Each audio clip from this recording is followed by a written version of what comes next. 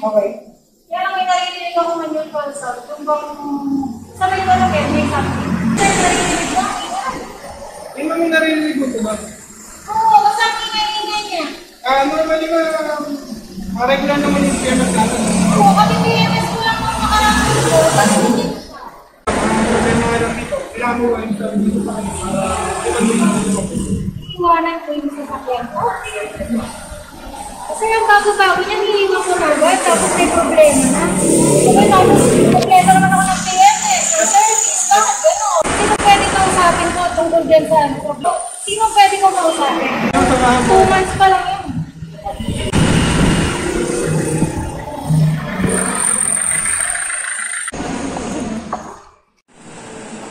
Berlin na. Nandito?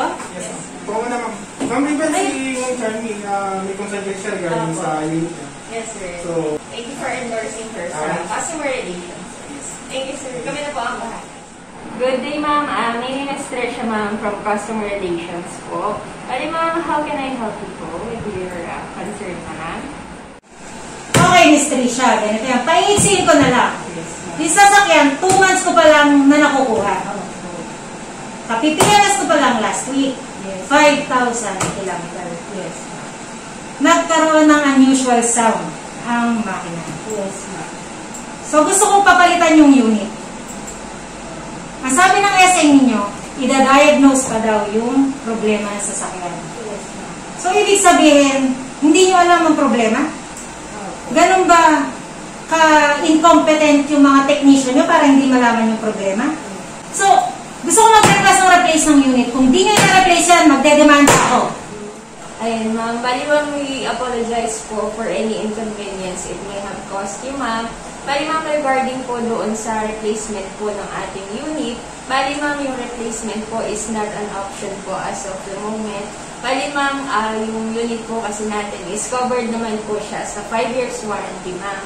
And then, yung service po, ma'am, kailangan lang pong i-check, ma'am, kung ano po yung reason kung bakit po nagkaroon ng unusual sound po yung ating pong unit. So, then, kung warrantable naman po siya, ma'am, i-claim po natin siya sa warranty. And then, kung may mga kailangan pong palitan na pyesa, i-order po natin siya, ma'am, for your unit po. Ano? Kailangan ko na sasakyan. Kailangan ko na sasakyan na magagamit sa trabaho. Ginagamit ko yan, kaya ako bumili ng sasakyan eh.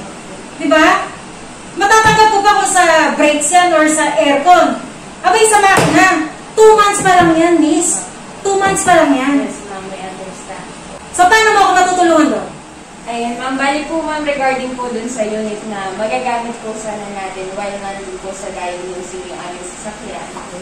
Pwede po tayo, ma'am, mag-request po ng ating loaner card.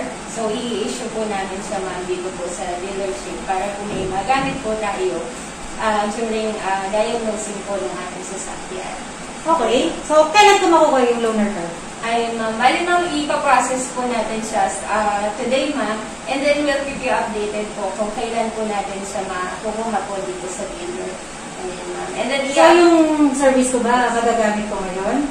Kasi, hindi mo pa ako mabibigyan ng loaner card ngayon, right? Yes, ma'am.